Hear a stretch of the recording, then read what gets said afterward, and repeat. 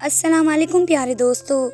इस्लामी calendar के मुताबिक नए साल की शुरुआत मुहर्रम के महीने से होती है। शिया मुसलमानों के लिए ये महीना बेहद गम भरा होता है। जब भी मुहर्रम की बात होती है तो सबसे पहले जिक्र करबला का किया जाता है।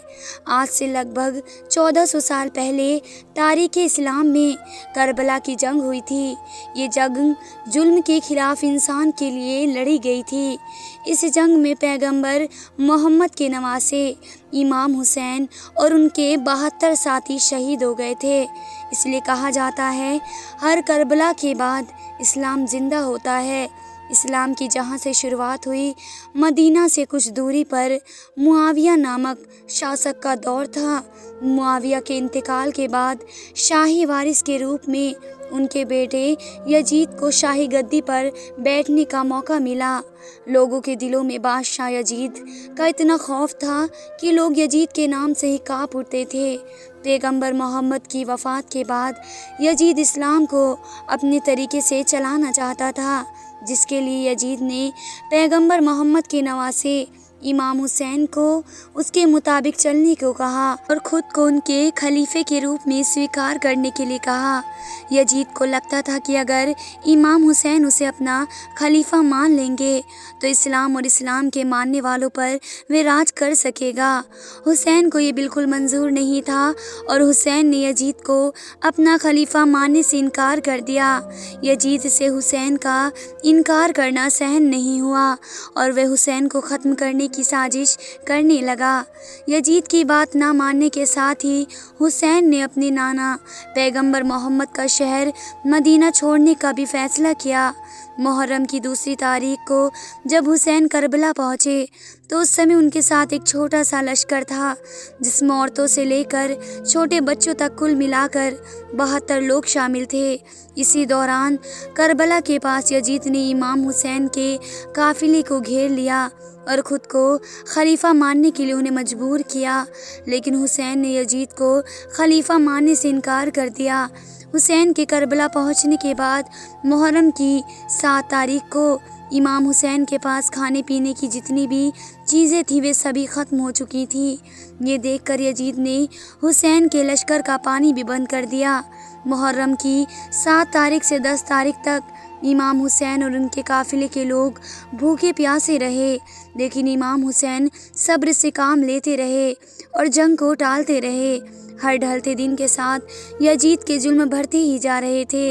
ये देखने के बाद इमाम हुसैन ने अपने काफिले में मौजूद लोगों को वहां से चले जाने के लिए कहा, लेकिन कोई भी हुसैन को छोड़कर वहां से नहीं गया।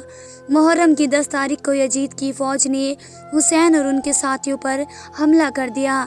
यजीद बहुत ताकतवर था। यजीद के पास हथियार, खंजर, तलवारें थी, जबकि हुसैन के काफिले में सिर्फ 72 लोग ही थे।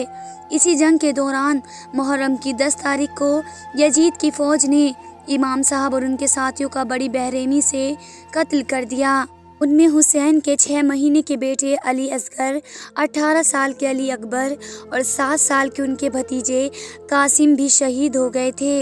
यही वजह है कि मुहर्रम की 10 तारीख सबसे अहम होती है, जिसे रोज़ आशुरा कहते हैं। हुसैन का कत्ल करने के बाद यजीद ने पहले बैत समर्थकों के घरों में आग लगा दी। इसके बाद काफिले में मौजूद लोगों के घर वालों को अपना कैदी बना लिया। करबला में इस्लाम के हित में जंग करते हुए इमाम हुसैन और उनके परिवार के लोग मुहर्रम की 10 तारीख को शहीद हुए थे। हुसैन की उसी कुर्बानी को याद करते हुए मुहर्रम की 10 तारीख को मुसलमान अलग अलग तरीक़ों से गम जाहिर करते हैं। शिया लोग अपना गम जाहिर करने के लिए मातम करते हैं, मजलिस पढ़ते हैं। मुहर्रम का चांद दिखाई देते ही सभी शिया समुदाय के लोग पूरे 2 महीने 8 दिनों तक शौक मनाते हैं। इस दौरान वे लाल सुर्ख मक वाले कपड़े नहीं पहनते हैं। इन दिनों ज़्यादातर काले रंग के ही कपड़े पहने जाते हैं। मुहर्रम के पूरे महीने शिया मुस्लिम کسی طرح کی کوئی خوشی نہیں مناتے اور نہ ان کے گھروں میں 2 مہینے 8 دن تک کوئی شادیاں ہوتی ہیں۔